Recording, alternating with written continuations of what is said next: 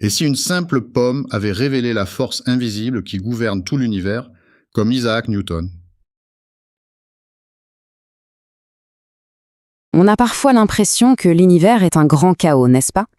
Eh bien, imaginez un instant qu'une seule personne ait réussi à trouver le code, les règles du jeu qui régissent tout, de la plus petite particule aux plus grandes galaxies. Cet homme, c'est Isaac Newton, et ses découvertes faites il y a plus de 3 siècles sont encore aujourd'hui les fondations de notre monde moderne. Tout commence avec une question qu'un enfant pourrait poser. Pourquoi les choses tombent vers le sol, mais la Lune, elle, ne nous tombe pas dessus? Cette question, en apparence toute simple, est en fait l'un des plus grands mystères de la physique. Et c'est en cherchant la réponse que Newton va absolument tout changer. Alors, comment a-t-il fait? On va suivre son raisonnement en 5 grandes étapes. On verra d'abord comment un isolement forcé a été le déclencheur de tout. Ensuite, on plongera dans le secret de la gravité et les fameuses lois du mouvement. Après ça, on s'attaquera à ses découvertes sur la lumière et les couleurs, avant de voir, pour finir, comment tout ce code continue de faire tourner notre monde. On commence donc par une situation qui, aujourd'hui, nous semble presque familière. Un confinement. Mais pour Newton, loin d'être une pause, ça a été le moment le plus productif et le plus révolutionnaire de toute sa vie. On est en 1665. La grande peste frappe l'Angleterre. L'université de Cambridge, où étudie le jeune Newton, ferme ses portes. Il doit donc rentrer chez lui, à la campagne. Pour beaucoup, ça aurait été la fin des haricots. Pour lui, c'est le début de tout. Seul pendant un peu plus d'1 an, il va littéralement inventer la physique moderne. C'est ce qu'on appelle son annus mirabilis, son année miraculeuse. C'est pendant cet isolement qu'il a son intuition la plus célèbre. En voyant une pomme tomber de son arbre, il se pose la question. Et si la force qui attire cette pomme vers la Terre était exactement la même qui maintient la Lune en orbite? L'idée est folle pour l'époque. Ça veut dire qu'il n'y a pas des lois pour la Terre et d'autres pour le ciel. Non, les règles sont universelles. Et le vrai coup de génie de Newton, c'est de traduire cette idée en langage mathématique. Alors, ne fuyez pas en voyant la formule. C'est en fait très simple. Ça dit juste que 2 objets s'attirent. Et que cette force d'attraction est plus forte si les objets sont lourds et moins forte s'ils sont loin l'un de l'autre. C'est tout. Avec cette petite équation, il venait de hacker le code de la gravité. Et les conséquences sont immenses. Cette seule et unique loi explique le balai des planètes, le rythme des marées, la trajectoire d'une comète, et bien sûr, la chute de la fameuse pomme.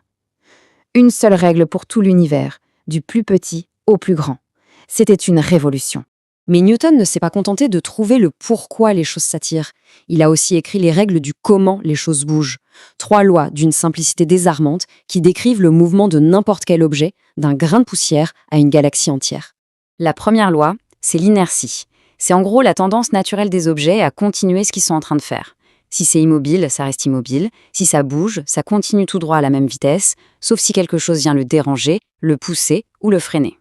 La deuxième loi, c'est la plus connue. F égale ma. C'est le cœur du réacteur. Pour faire simple, si on veut faire accélérer un objet, il faut le pousser. Et la force qu'on doit appliquer dépend de sa masse et de l'accélération qu'on veut lui donner. C'est cette loi qui est en jeu quand on shoote dans un ballon ou quand une fusée décolle. Et enfin, la troisième, la loi de l'action-réaction. C'est une sorte de loi de justice cosmique. On ne peut pas pousser sur quelque chose sans que cette chose nous pousse en retour, avec la même force. C'est grâce à ça qu'on peut marcher. On pousse le sol vers l'arrière et il nous pousse vers l'avant.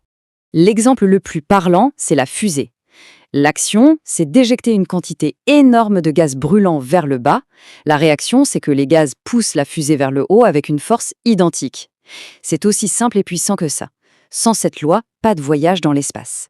Comme si ça ne suffisait pas, Newton ne s'est pas arrêté à la mécanique. Il s'est aussi attaqué à un autre grand mystère, la lumière. Qu'est-ce que c'est au juste la lumière blanche du soleil? Et là encore, son expérience est d'une beauté et d'une simplicité incroyables. Il se met dans une pièce sombre, fait passer un fin rayon de soleil à travers un prisme de verre et... magie, la lumière blanche se transforme en arc-en-ciel. Il vient de prouver que la lumière blanche n'est pas pure, mais qu'elle est en fait un mélange de toutes les couleurs. Newton n'était pas qu'un penseur, c'était aussi un inventeur. Avec ce qu'il a compris sur la lumière, il met au point un nouveau type de télescope, bien plus performant. Un design tellement génial que des centaines d'années plus tard, les astronomes amateurs du monde entier utilisent encore des télescopes newtoniens. Alors, tout ça, la gravité, les lois du mouvement, la lumière, ça peut paraître un peu abstrait.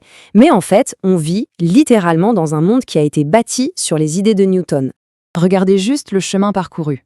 On est passé des calculs à la main au supercalculateur, des petits télescopes à Hubble. Nos outils sont devenus des millions de fois plus puissants. Et pourtant, ce qui est absolument fou, c'est que le logiciel de base, les équations fondamentales qui font tourner tout ça, sont encore et toujours celles de Newton. Pensez-y une seconde. Le GPS de votre téléphone, il fonctionne parce qu'on calcule l'orbite des satellites avec les lois de Newton. L'avion que l'on prend, il vole grâce à ces principes. Une voiture, un pont, un robot, tout, absolument tout ce qui touche à la mécanique et au mouvement repose sur les fondations qu'il a posées. Son héritage est tellement puissant qu'on l'inscrit dans le langage même de la science. Quand les physiciens mesurent une force, ils ne parlent pas en unité de force, ils parlent en newton. C'est l'hommage ultime. Alors, est-ce que ça veut dire que Newton a tout résolu? Non, bien sûr. La science avance. Einstein, plus tard, montrera que les lois de Newton ont des limites, notamment quand on s'approche de la vitesse de la lumière ou des trous noirs. Mais il n'a pas détruit l'œuvre de Newton, il a construit dessus. Newton a posé les fondations, Einstein a construit l'étage supérieur. Et la plus belle conclusion, c'est peut-être Newton lui-même qui nous la donne. Avec cette phrase, il nous rappelle que la science n'est pas l'œuvre d'un génie isolé, mais une immense construction collective. Il a vu plus loin parce que d'autres avant lui avaient déjà défriché le terrain. Et aujourd'hui, c'est sur les épaules de ce géant que nous nous tenons pour essayer, à notre tour, de voir encore un peu plus loin. Abonne-toi et merci de suivre.